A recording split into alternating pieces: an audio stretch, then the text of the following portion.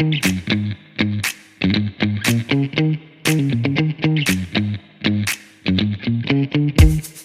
saluons le peuple de Dieu encore une fois ce soir au nom du Seigneur Jésus-Christ. Nous sommes dans la joie de nous rencontrer encore une fois autour de la table du Seigneur, autour de la parole de Dieu. La parole de Dieu qui est notre absolu, la parole de Dieu qui est Dieu sous forme des Écritures, la parole de Dieu qui est notre richesse, la parole de Dieu qui est notre tout. Nous devons aimer la parole. Je ne cesse de dire, si quelqu'un perd l'amour de la parole, c'est fini pour lui. Que le Seigneur vous bénisse. On va prier. Glorieux Père céleste, Dieu Tout-Puissant, Créateur du ciel et de la terre, l'auteur de toute vie et l'auteur de nos vies, nous sommes infiniment reconnaissants, au Dieu, pour nous avoir accordé cette grâce de venir encore autour de la table, de ta table, ô Dieu, pour partager la nourriture spirituelle. Nous attendons à toi et nous avons vaqué à nos activités pendant la journée. C'est pourquoi nous demandons pardon pour tous nos manquements de nous regarder à travers le sang qui a pris dans nos temps. Certes, pendant la journée, on n'a pas manqué à t'offenser. C'est pourquoi nous mettons sous le sang qui a pris dans notre temps. Jette nos manquements dans l'eau. L'oubli, reviens-nous. Maintenant, bénis-nous de toutes sortes de bénédictions spirituelles, ô Dieu, en dans le lieu céleste, en Jésus-Christ. Nous attendons à toi, ceux qui s'attendent à toi n'ont jamais été confus. Oui, moi, afin que je parle ta part, que moi je disparaisse, que toi tu apparaisses. Je m'attends à toi, ceux qui s'attendent à toi n'ont jamais été confus. Moi, je n'ai pas de paroles à donner à ton peuple, mais toi tu as. Et si toi tu me tiens, je parlerai de ta part et ton peuple sera édifié. Nous attendons à toi, ceux qui s'attendent à toi n'ont jamais été confus. Oui, bénis-nous au début et nous aussi. Enfin, bénis tes enfants, tous ceux qui vont écouter cette parole, que tu puisses les bénir. S'ils ont des problèmes, que tu puisses résoudre leurs problèmes. S'ils sont malades, qu'ils trouvent la guérison en écoutant. S'ils ont des problèmes quelconques, qu'ils trouvent solution à leurs problèmes. S'ils ont besoin du Saint-Esprit, que tu puisses leur accorder.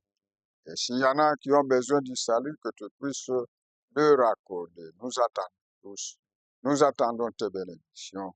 Et nous attendons que tu puisses te manifester au milieu de nous et à chacun de nous. Commence avec nous et termine avec nous. Au nom de Jésus-Christ. Amen. Nous lisons l'Écriture. Nous sommes dans Matthieu 17, le verset 1 à 8. Nous lisons. 6 jours après, Jésus prit avec lui Pierre, Jacques et Jean, son frère, et il les conduisit à l'écart sur une haute montagne. Il fut transfiguré devant eux. Son visage resplendit comme le soleil, et ses vêtements devinrent blancs comme la neige, la lumière. Et voici Moïse et Élie leur apparurent, s'entretenant avec lui. Pierre, prenant la parole, dit à Jésus, Seigneur, il est bon que nous soyons ici. Si tu le veux, je dresserai ici 3 tentes, une pour toi, une pour Moïse et une pour Élie. Comme il parlait encore, une nuée lumineuse le couvrit. Et voici une voix fit entendre de la nuée ces paroles. Celui-ci est mon fils bien-aimé, en qui en qui j'ai mis toute mon affection. Écoutez-le.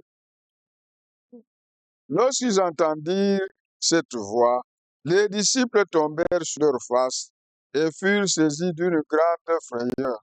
Mais Jésus s'approcha, les toucha et dit, Levez-vous, n'ayez pas peur. Ils se levèrent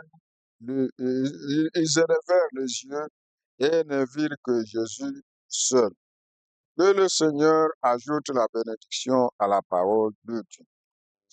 Nous allons parler d'écoutez-le. Écoutez-le.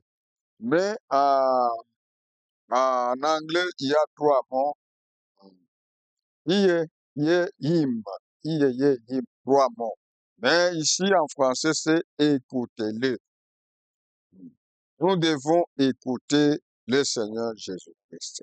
Ce texte parle du retour de Jésus-Christ. C'est à cela que ça se rapporte. Quand nous montons un peu plus,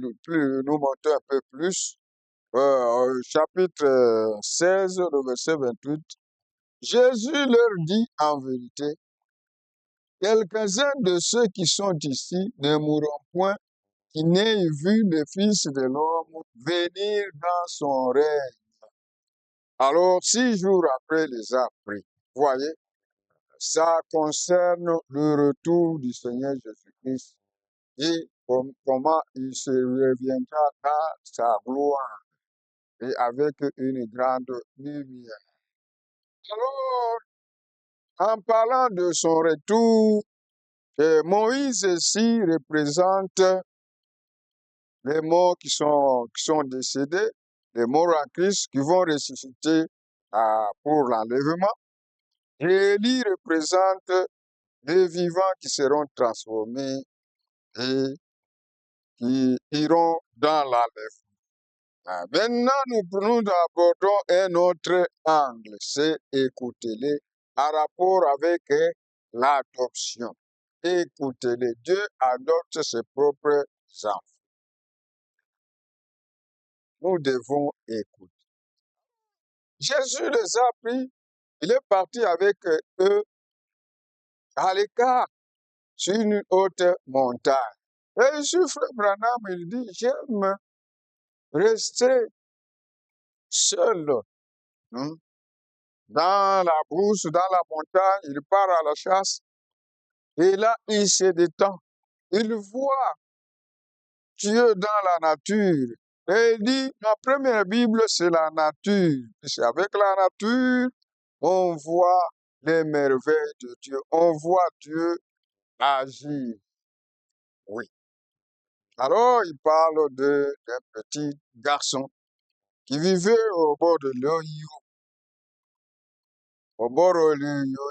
Le frère Branham vivait aussi au bord de l'Ohio. Mais ce garçon-là, ce petit garçon, vivait un peu au nord le, que le frère Branham. Alors, frère Branham raconte ce garçon-là. Et ce garçon suivait l'école dès dimanche. Alors, un jour, il a demandé à sa mère, maman, y a-t-il moyen de voir Dieu? Qui est Dieu? Hein? Qui est Dieu? Et on peut le voir. Sa mère a joué de répondre là. Elle a dit, demande d'abord, je vais demander à la monitrice de l'école de dimanche. Et là, l'enfant est allé demander à la monitrice de dimanche, est-ce que qui est Dieu? Est-ce que je peux voir Dieu? La monitrice de l'école de dimanche a échoué aussi de répondre. Il a envoyé au pasteur. Quand il a demandé au pasteur, le pasteur lui a dit, Dieu est esprit. Il n'y a pas moyen de le voir. Et cette réponse n'a pas satisfait l'enfant. Maintenant, l'enfant avait fréquenté un vieux papa pêcheur. Il y avait une barque. Alors, ils sont allés avec le papa là jusqu'à une île, une île, une île qu'on appelle Sémille. Ils sont allés là-bas à l'île Mille. C'est là qu'ils sont allés. Mais de retour, euh, je ne sais pas s'il y a eu l'orage, il y a eu quoi. Alors, le vieux papa était là. L'enfant regardait le papa euh, au travers de l'épaule. Puis l'enfant était à la poupe, derrière là, à la poupe de quoi? Et pagayer. Alors, il s'est fait quelque chose, vers l'horizon, il y a eu l'arc-en-ciel qui s'est formé là. Alors, le vieux papa, en regardant l'arc-en-ciel, il s'est imaginé la grandeur de Dieu et il a pensé. L'enfant était curieux. Il a quitté la poupe, il est allé vers le milieu, là où était papa, le vieux papa, là, le vieux pêcheur. Il a demandé, Il a vu le papa en train de pleurer. Il lui a dit, est-ce que peux-tu le voir Dieu? Et le papa, là, il a pris l'enfant dans ses bras et lui dit, que l'Éternel bénisse ton petit cœur. Tout ce que je vois ici il y a 40 ans, je ne vois que Dieu. Dieu peut se manifester ici à l'intérieur, Dieu peut se manifester à l'extérieur. Nous voyons Dieu partout se manifester, toutes les 40 ans là. Alors l'enfant était un peu satisfait. Alors Frère Branham me dit que il aime aller dans la montagne, hein, pécher parce que avec les visions, avec la prédication, avec l'inspiration, parfois il se fatigue. C'est pourquoi il part de temps en temps dans les montagnes et là il observe des merveilles de Dieu pour se détendre. Alors il dit, la plupart des cas, des gens qui sont inspirés, dès que l'inspiration les quitte, ils s'agitent.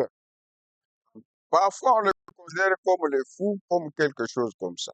C'est pourquoi il dit, par exemple, il y avait quelqu'un, c'était William Cowper.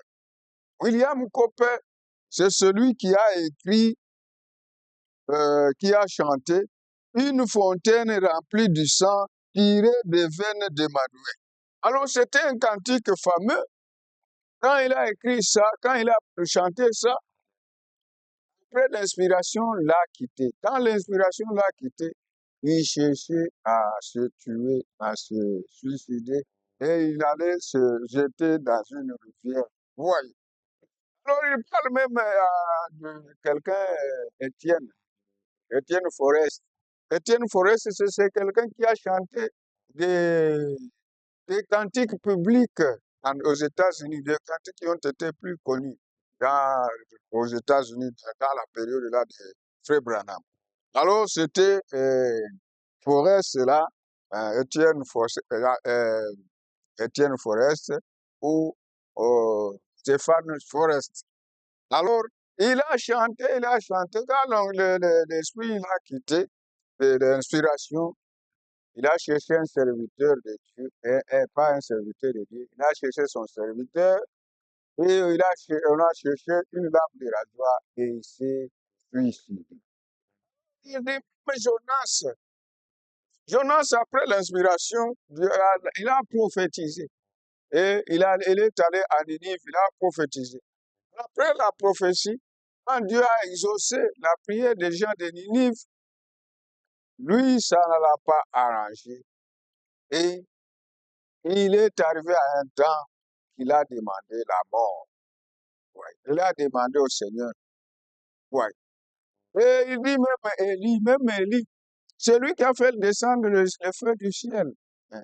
Et il a tué 450 prophètes de Baal et 400 d'Astaté. Mais après l'onction, après avoir fait là, il a fui devant Jézabel. Voyez. Lui qui était courageux, mais il a fui devant Jézabel. Et il est parti 40 jours et 40 nuits, et jusqu'à ce que Dieu l'ait trouvé dans la caverne. Alors lui aussi, il aimait aller dans les montagnes. Et là, dans les montagnes, il voyait des merveilles de Dieu. Maintenant, un jour, il est parti là-bas, et il est monté très haut. Quand il était monté très haut, il y avait l'orage. Il avait son ami, le garde forestier, qui était aussi un excellent, hein, alors, un tireur d'élite. Maintenant, lui, le forestier là, il était parti du côté, il dit méridional, si c'est méridional. Hein. Mais lui, il est allé du côté ouest, l'Occident. Hein. L'autre est allé du côté, si c'est méridional, quelque chose comme ça. Alors, là où il est parti, l'orage a frappé cette montagne. Alors, il s'est caché sous un arbre. Alors, il y a à côté, là-bas, il y avait l'arbre qui était abattu par le vent, par l'orage, et d'autres arbres sont allés faire un tas. Maintenant, il pouvait, avec l'orage là, il pouvait, les élans, puisqu'il cherchait les élans. Les élans se sont dispersés. Maintenant, il pouvait attendre le beuglement des élans qui s'appelait. Hein, le beuglait appelant les autres.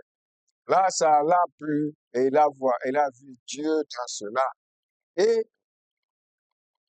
il a entendu le vieux ours qui criait à la montagne et sa femelle répondait du côté de la vallée. Pour lui, c'était dans la joie de voir toutes ces choses, de voir les merveilles de Dieu. Alors, lui aussi, dans la joie, il a mis le fusil sous l'arbre et il a commencé à crier en tournant l'arbre. Hein.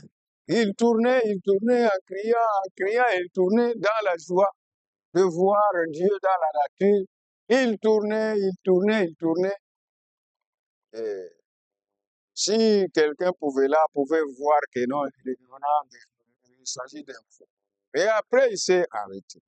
Quand il s'est arrêté, il a entendu un écureuil qui jacassait, hein, l'écureuil de paix. Alors, il a vu que c'est bon. Ce écureuil, c'est pas parce que j'ai fait des mouvements, comment cet écureuil passe. Alors, il a regardé sous l'arbre là qui était déraciné par le vent. Il y avait un aigle. Alors, c'est cet aigle-là que l'écureuil jacasse. Il y avait un aigle qui a été forcé de descendre par l'orage. Alors, l'aigle était là, en train de ranger ses ailes, comme vous savez. Et il était sérieux là, sans inquiétude. Je leur demande, qu'est-ce qu'il y a de divin dans cet aigle ici? Qu'est-ce qu'il y a de divin dans cet aigle? Alors, regarde, l'aigle le regarde, et il n'était pas inquiet. L'aigle regarde l'écureuil qui chacassait, il n'était pas inquiet. Il était sûr. Alors, il a appris quelque chose. Il dit, l'aigle est sûr. Il n'est pas tracassé. Il est courageux apparemment. Oh, l'homme doit aussi, Dieu n'utilise pas des lâches. Il utilise des gens courageux. Et les lâches meurent cette fois, mais les courageux ne meurent pas. Dieu n'utilise pas les lâches, il n'utilisera pas les lâches.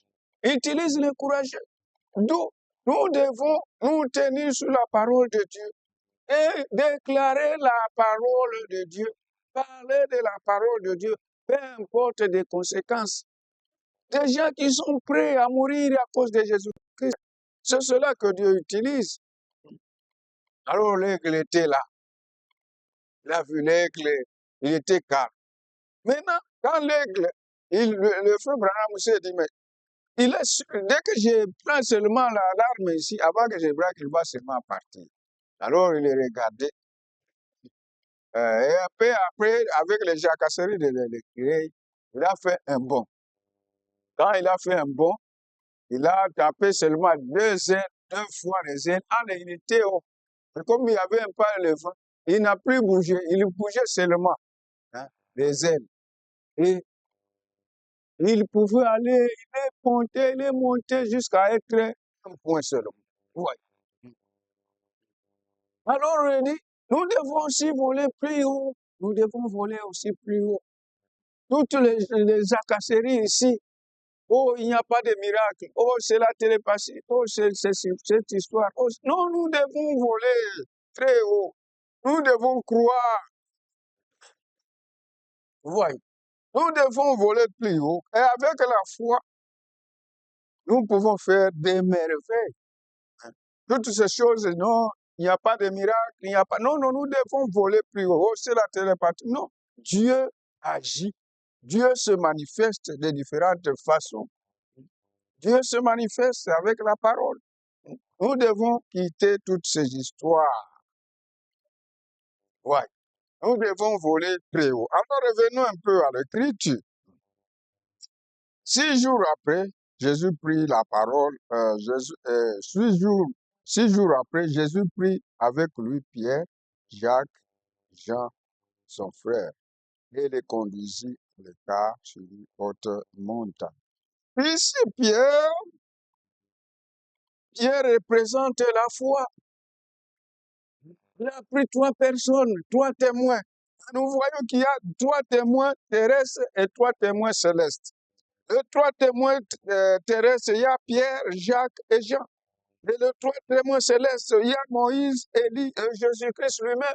Jésus-Christ est venu des cieux. Il est venu, il est descendu des cieux. D'après lui-même, ce qu'il doit être. Il est aussi céleste. Bien qu'il était homme, il était aussi céleste. Donc, 3 témoins terrestres et 3 témoins célestes. Moïse et Élie étaient déjà partis au paradis. Voilà. Alors, ici, Pierre représente la foi. Nous devons avoir la foi. Et quelqu'un sans la foi ne peut pas être agréable de Dieu. Nous devons avoir la foi. Et Jacques, ici, c'est l'espérance. Nous devons avoir l'espérance. Oui. Nous devons espérer. Nous devons espérer en Dieu. Nous devons avoir l'espérance. Et Jean, c'est le type, c'est l'amour, représente l'amour. Nous devons avoir l'amour. Et l'amour agapao, pas l'amour philéo. Et beaucoup prennent l'amour philéo comme l'amour agapao. Non, l'amour agapao, c'est l'amour divin. Nous devons avoir la nature divine, l'amour de Dieu. C'est ça l'amour agapao. Hein? Alors, 3 types, la foi, l'espérance et l'amour. Maintenant, ici, Moïse ici, dans ce contexte, je disais que Moïse représentait les gens qui sont morts, les morts en Christ, qui vont ressusciter devant l'enlèvement, ils vont ressusciter pour aller dans l'enlèvement. Maintenant, dans notre contexte que nous prenons maintenant, ici, dont nous parlons ici, Moïse représente la loi. Oui. Et la loi, c'est un policier. Élie représente la justice de Dieu. Nous allons en revenir nous allons encore revenir ici. Nous continuons avec l'adoption. Dans l'Ancien Testament, le roi a adopté ses propres enfants. Et Dieu adopte ses propres enfants. Voyez. Dans l'Ancien Testament, le roi a adopté ses propres enfants. Alors, le roi, quand il avait des enfants, il faut d'abord naître dans le royaume. Il faut être d'abord l'enfant de l'autre, de la personne du roi. Maintenant, parmi les enfants du roi, le roi les plaçait sous un tuteur. Voyez. Et le tuteur de confiance. Nous aussi, Dieu nous place sous le tuteur. Il place l'Église et nous, les individus, sous le tuteur. Et le tuteur de confiance, c'est le Saint-Esprit. Oui. Pour nous, le tuteur de confiance, c'est le Saint-Esprit. Alors le roi plaçait son enfant sous un tuteur. Et le tuteur donne les rapports exacts, les rapports corrects.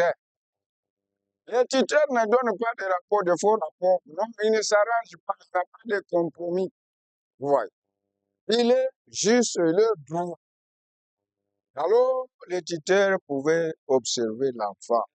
Si cet enfant, c'est un enfant désobéissant, le tuteur allait chez le papa et lui dit, ton enfant n'est pas poli, ton enfant ne se comporte pas, ton enfant ne se soucie pas de ton royaume, ton enfant est ceci.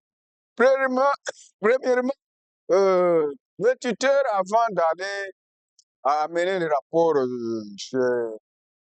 chez le patron, chez le roi, il était vraiment mécontent, il était triste de voir le comportement de l'enfant du roi.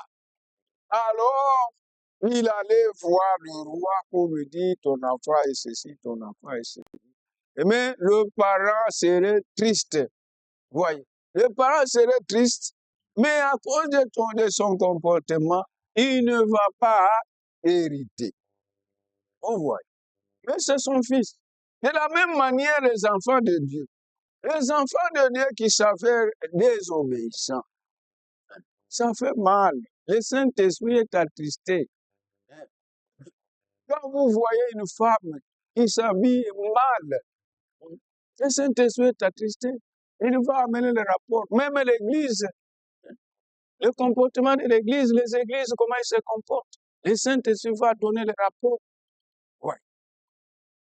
C'est pourquoi les femmes doivent s'habiller décemment. Ouais. Tu vas dire que je n'ai pas commis, je n'ai pas encore fait, je n'ai pas fait l'adultère. Mais toi, tu adultères par ton habillement. Oh, quelqu'un avait dit à Frère Branham, non, on achète les habits comme ça. Non, le Frère Branham, il a dit, il y a des machines, les machines à coudre sont là. Voyez. Et puis tu veux dire, non, je n'ai pas encore commis les... Mais ton habillement, tu vas pécher et tu vas payer. Les jours-là, tu vas payer. La caméra de Dieu est en train de filmer. Ce jour-là, tu vas payer. Jésus a dit, quiconque regarde une femme pour la convoiter a déjà commis adultère avec elle. Oui. Il y avait des pentecôtistes au début, ils étaient sérieux. Les femmes ne portaient pas de pantalons, les femmes ne mettaient pas de maquillage, des maquillages, des histoires-là. Mais aujourd'hui, les pentecôtistes portent des culottes, portent des pantalons, tout ça. Ce sont des abominations. Les femmes portent des habits immoraux. Oui, même les autres dénominations. Oui. Au début, ils marchaient correctement, les gens des églises marchaient correctement. Mais aujourd'hui, c'est vraiment terrible. Alors, n'aimez pas le monde. Celui qui aime le monde, l'amour du Père n'est pas en lui. Le monde passe et sa convoitise aussi. Mais ceux qui font la volonté de Dieu demeurent éternellement. Vous voyez, si vous aimez le monde, vous vous faites inimitié. Alors, les femmes pouvaient dire, non, frère Branham, tu parles seulement mal des femmes, mais pourquoi pas les hommes? Il a dit, même les hommes qui laissent faire leurs femmes s'habiller mauvais, d'une manière indécente, ils sont passibles de jugement. Ils doivent être condamnés. Il n'y a pas même de grammes d'hommes dans ce genre-là. Ouais. Alors, soyez des bons enfants, soyez des bonnes personnes, soyez des bons chrétiens. Ouais. Il fallait d'abord naître. Et toi aussi, si tu nais, c'est une bonne chose, mais ça ne se termine pas là-bas. Il faut avancer. Il faut avoir le Saint-Esprit. Même si tu as le Saint-Esprit, il faut avancer jusqu'à l'adoption. Voyez. Hein? Voyez. Alors, si c'était maintenant un bon enfant, l'éditeur allait dire, en tout cas, cet enfant, c'est un bon enfant.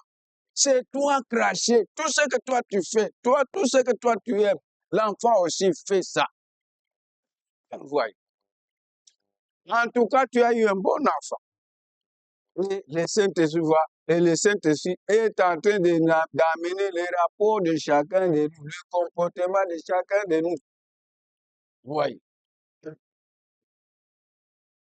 Alors, si c'était un bon enfant, quand il sera grand, maintenant il arrive un temps, le papa le place haut.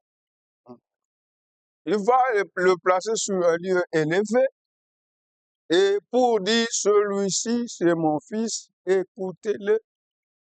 Ma signature, c'est sa signature. Tout ce qu'il décide, vous le faites.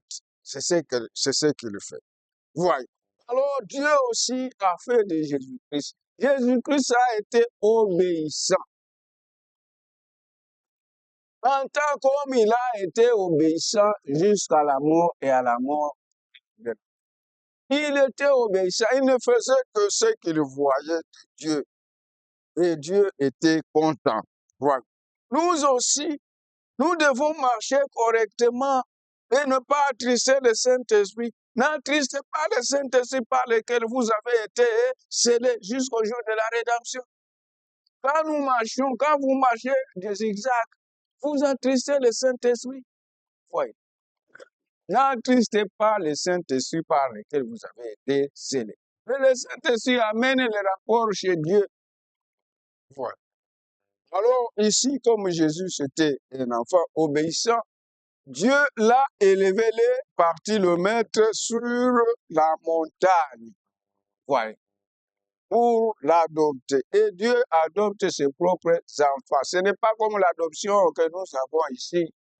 Tu adoptes un enfant qui n'est pas le tien. Non. Même le roi anciennement, ils adoptaient leur propre enfant. L'enfant qui a été obéissant, qui s'est distingué et qui s'occupait du royaume, c'est celui-là à qui on a donné l'héritage et on l'a élevé. Et sa signature valait la signature du Père. Aussi, Jésus a été souverainement élevé. Dieu l'a élevé et lui a donné tout le pouvoir. Et il pouvait dire, tous les pouvoirs m'ont été donnés au ciel et sur la terre. Voilà. Alors, il s'est transféré là-bas. Dieu l'a élevé pour dire, celui-ci est mon fils bien-aimé, écoutez-le. La signature de Dieu, c'est la signature de Jésus-Christ. Nous devons écouter le Seigneur Jésus-Christ. Voyez. Celui qui n'écoute pas le Fils, il est perdu. Vous devez baiser le Fils pour avoir la vie éternelle. Vous devez croire au Seigneur Jésus-Christ pour avoir la vie éternelle. Et Jésus a obéi jusqu'à la mort et à la mort à la croix. Jésus a été flagellé, ce n'est pas pour ses péchés, non. C'est pour nos péchés. Et le châtiment qui nous donne la paix est tombé sur lui. Voyez. Il a obéi jusqu'à la mort. Il pouvait dire que la coupe passe ailleurs. Mais à cause de son amour envers toi et envers moi, il s'est livré lui-même. Il a accepté de boire la coupe. Voyez. Et il est devenu péché à cause de toi et à cause de moi. C'est pourquoi il faut croire au Seigneur Jésus-Christ. Oui, il faut croire au Seigneur Jésus-Christ. Maintenant, revenons ici à l'Écriture, nous sommes au verset 3. Dieu l'a élevé, il a manifesté, il s'est transféré. Et il a dit, celui-ci est mon fils bien-aimé, en qui j'ai mis toute mon affection. Écoutez-le, nous devons écouter le Seigneur Jésus-Christ. Voyez, et celui que nous devons élever, le Seigneur Jésus-Christ. Maintenant, Moïse représente la loi. Élie représente la justice de Dieu. Jésus représente la grâce. Voyez. Moïse représente la loi. Voyez. La loi, c'est un policier. La loi nous condamnait. La loi, c'est un policier nous condamnait. C'est un policier. Il nous condamne. Elle nous condamnait. La loi, c'est un policier nous condamner. Condamné. Vous voyez. Et c'était la justice. La justice de Dieu. Et vous voyez, la justice de Dieu, elle est terrible. Il est condamné, il doit être puni. Vous voyez comme Élie a fait. Élie est parti à la montagne. Maintenant, Akab a envoyé des gens, par groupe de 50. sont arrivés là-bas à la montagne. Homme de Dieu, descends, descends de la montagne.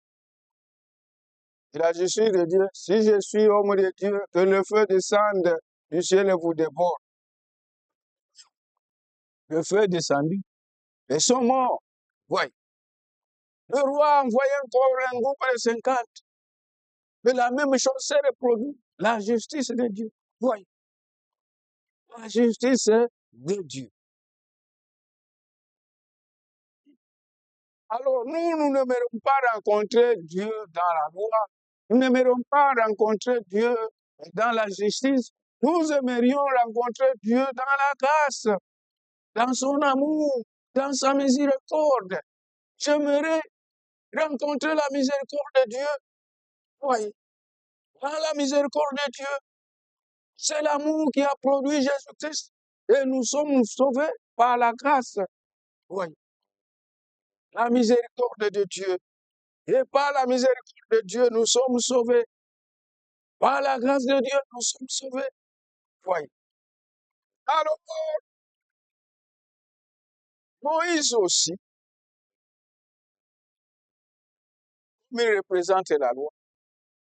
Il représente aussi les groupes. Allons d'abord dans le trois tentes. Quand nous allons dans les trois tentes, nous allons voir ce que les trois tentes signifient. Comme il parlait encore, une nuée lumineuse le couvrit. Et voici une vous fit entendre de la nuée ses paroles. Celui-ci, bon, nous allons au verset 4. Pierre, prenant la parole, dit à Jésus, Seigneur, il est bon que nous soyons ici. Si tu le veux, je dresserai trois tentes, une pour toi, une pour Moïse et une pour Élie. Voyez, et Moïse, donc là, ici, ce sont deux dénominations et une vraie église. Voyez. Une pour Moïse, c'est une dénomination des gens qui adorent la loi, les sabbats, les histoires là, de tout ça. C'est une dénomination des gens qui adorent la loi. Nous ne devons pas adorer la loi. Non. La loi est un pédagogue qui nous a conduits à Christ. Oui. Alors, il y a déjà des adorateurs de la loi. C'est une dénomination. Nous devons quitter la dénomination. Oui. C'est Moïse. Une tente pour Moïse. Une dénomination de gens qui sont adorateurs de la loi. Une tente pour Élie. C'est une autre dénomination de gens qui adorent les prophètes, les hommes de Dieu. Oui. C'est aussi une dénomination des gens qui adorent les prophètes, qui adorent les serviteurs de Dieu. C'est aussi une dénomination. Nous devons quitter. Oui. Et il y avait des gens qui adorent Christ. Nous devons adorer Christ et non pas adorer la loi ou les personnes ou les prophètes. Non, nous devons adorer le Seigneur Jésus-Christ. C'est le seul qu'il faut écouter. C'est le seul qu'il faut adorer. C'est le seul qu'il faut élever. Il mérite la louange, il mérite l'honneur, il mérite la majesté, il mérite tout. Et si dans une église on élève un homme, cette église est mortelle. Nous devons élever Jésus-Christ. Sortez, c'est pourquoi sortez des dénominations, sortez de toutes ces choses et venez au Seigneur Jésus-Christ. Voyez. Venez au Seigneur Jésus-Christ. C'est le seul. Voyez. Alors, comme les gens, il y avait des gens qui voulaient la tente de Moïse, la religion, la dénomination, des gens qui adorent la loi, qui adorent les sabbats, et cela et cela. Hein. Il y avait aussi des gens qui adorent les prophètes. Voyez. Mais toutes ces choses ont disparu et Jésus est resté seul. Donc, il est le seul qu'on doit adorer, il est le seul qu'on doit écouter, il est le seul qu'on doit élever, il est le seul qu'on doit glorifier. Et Jésus n'est rien d'autre que le Seigneur lui-même dans la chair humaine. Voilà. Alors, la voix dit, écoutez-les, nous devons écouter le Seigneur Jésus-Christ. Celui, notre modèle, en toutes choses, notre modèle, c'est le Seigneur Jésus-Christ. Et nous devons lui ressembler en toutes choses. Et celui qu'on doit écouter. Alors, il a dit, si vous demandez quelque chose à mon Père, moi, je le ferai. Voyez. Soyons des enfants obéissants et n'attristons pas le Saint-Esprit. Cherchons la sanctification. Et sans la sanctification, personne ne verra Dieu. Alors, le prophète parle d'une personne, Monsieur Bert. Je ne sais pas si vous avez remarqué cela. Nous devons sortir des dénominations. Nous devons nous comporter convenablement. Le Saint-Esprit apporte le rapport. Et au jugement, pour celui qui s'est comporté mal, il aura sa part. C'est pourquoi nous devons craindre Dieu, l'honorer en toutes choses et vivre la vie chrétienne. Si tu te dis que tu es chrétien, il faut vivre en conséquence. Jusqu'à ce qu'on puisse t'adopter. Et Dieu adoptera même l'Église. Voyez. À la fin où nous allons, on parlera et des choses vont arriver. On ne va pas commencer à prier, nous allons commencer à parler. Voyez. Et on va bouger le monde entier. Tout le monde verra que Dieu est à nous, que Dieu est avec nous. Voyez. Tout le monde verra. Alors, le frère Branham parle de M. Bert. M. Bert, c'était le garde forestier, son ami. Mais son ami, il avait un cœur méchant. Il était un tireur d'élite. Il avait un cœur méchant. Quand ils allaient à la chasse, lui, il tuait seulement pour tuer, pour jouer, parfois pour provoquer le feu. Il y avait des pharaons. Le pharaon, ce sont des petits des élans. Voyez, des petits des élans. C'est bien, si tu tues un petit des élans, il faut le manger. Mais lui, il pouvait tuer pour entasser, pour... Alors, ça n'arrangeait pas le frère Branham. Et le frère Branham même dit, il est vrai, quand Jéhovah, quand Dieu, quand Jésus est allé chez Abraham, c'est Jésus, celui de Jéhovah, il a dit, quand Abraham, vous n'êtes pas comme Abraham, votre père voulait voir mon jour, et quand il a vu ça, il a tressailli de joie, il s'est réjoui. Et les enfants, les Israélites, les enfants d'Israël lui ont dit, tu n'as pas 50 ans, tu as vu Abraham. Il a dit, avant qu'Abraham fût, je suis. Donc, il était le grand Jéhovah là-bas. Alors, quand il est parti chez Abraham, Abraham a tué le veau. Donc, on peut tuer un veau.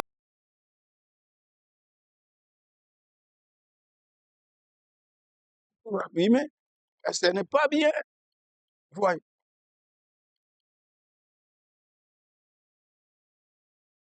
Il était méchant envers les hommes. Et le frère Branham n'était pas content de lui. Bien qu'il était son ami, il n'était pas content de lui. Alors, un jour, ils ont chassé toute la journée. Ils n'ont rien eu. Ce monsieur-là, monsieur Bert, s'est fait un sifflet imitant les pharaons, là, les élans, le pharaon. Il s'est fait un sifflet. Alors, ils ont fait la chasse, ils n'ont pas trouvé des gibier. Ils sont arrivés à midi, ils sont allés quelque part se reposer si c'est pour lui. Alors, il y avait une étendue là, un peu vide. Oui. Dans la bouche, il y a des arbres, mais là-bas, c'était un peu vide. Maintenant, curieusement, Le monsieur Berthe, là, il a commencé à siffler.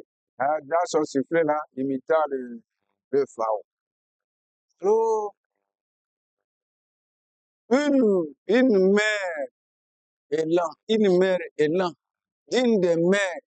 Parce qu'il y a des femmes hein, qui sont seulement des femmes. Mais il y a des mères. Oui. S'il y a des animaux, il y a des mères. Les hommes aussi doivent y avoir des mères. Ceux-là qui jettent leurs enfants, non. Des mères se soucient des enfants. Même si l'enfant n'est pas sienne, elle voit l'enfant dans la difficulté, la mère, son cœur saigne. Hein. Va prendre soin de cet enfant. Il est là. Quand il a entendu se souffler, il pensait que c'est l'enfant. Alors, il a quitté là de sa cachette. Il s'est mis, hein, l'élan là, s'est mis à venir là où on sifflotait. Et l'élan a vu le chasseur là, M. Berthe. Mais l'élan n'a pas reculé. Voyez, une vraie mère. Il n'a pas reculé, l'élan n'a pas reculé. Alors, Berthe a pointé le fusil et il était un tireur d'élite. Il a pointé juste au cœur de l'élan. Maintenant, Frère Branham a dit, Seigneur, ne permet pas ça. Hein? Ne permet pas ça. C'est un méchant. Il va faire sauter le cœur de l'élan.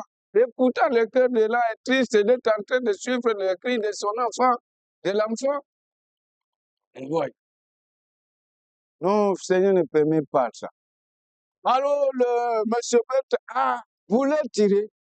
Mais curieusement, voyez le courage. Sans reculer, sans quoi que ce soit. Monsieur Berthe a échoué de tirer. Monsieur Berthe a commencé à pleurer. Dieu a fait quelque chose dans son cœur. Il a commencé à pleurer et il a lâché le fusil, il a fait tomber par terre. Et il est allé saisir Frère Branham à ses pieds. Il dit, pardonne-moi. Il a demandé pardon, Seigneur, pardonne-moi, pardonne mon frère. Et Frère Branham l'a amené au Seigneur et il était devenu un bon type, un bon chasseur avec un cœur tendre. Voyez. Quand vous êtes chasseur, ne tuez pas pour tuer, non. Tuez pour manger, pour vous servir. Hein? Alors, nous devons écouter le Seigneur Jésus. Si tu n'as pas encore cru au Seigneur Jésus-Christ, c'est le temps. Dieu a quitté le ciel et la terre. C'est lui, le Seigneur Jésus-Christ. Il a quitté le ciel. Il est descendu sur terre. Il a marché sur cette terre. À cause de son amour envers toi et envers moi. Et il a payé le prix. Il t'a libéré du péché. Et il te dit seulement quoi à cette œuvre-là. Tu auras la nouvelle naissance. Et quand tu nais, tu dois progresser, tu dois grandir jusqu'à avoir le baptême du Saint-Esprit et jusqu'à l'adoption. Nous serons adoptés et l'Église tout entière sera adoptée. Nous allons commencer à parler. Dieu va nous élever. Nous serons hauts. Dieu va nous élever. Nous allons commencer à parler et les choses vont arriver. C'est pourquoi aimez le Seigneur Jésus-Christ. Si vous n'avez pas encore cru, venez au Seigneur Jésus-Christ, vous aurez la vie éternelle. Nous partirons dans l'enlèvement. Et avant de partir dans l'enlèvement, nous allons d'abord bouger le monde. Soyons sérieux, fuyons la mondanité. Celui qui aime le monde, l'amour du Père n'est pas en lui. Fuyons la mondanité et venez au Seigneur Jésus-Christ. Soyons sérieux et Dieu va nous honorer. Le Saint-Esprit amène toujours les rapports. Il amène toujours les rapports. Chacun individuellement, le Saint-Esprit amène son rapport. Que le Seigneur vous bénisse.